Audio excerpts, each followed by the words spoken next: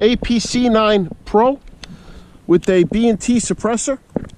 It's got a hollow sun, ready to roll.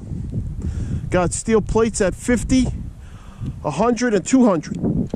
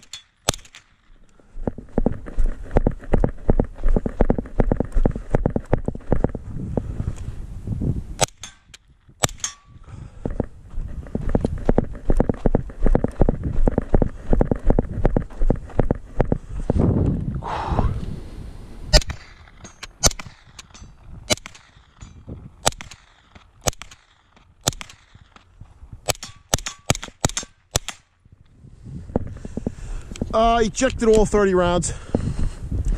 This is definitely a cool gun. It's a little gassy in the face, even though, well, it's not a piston gun, so kind of expected.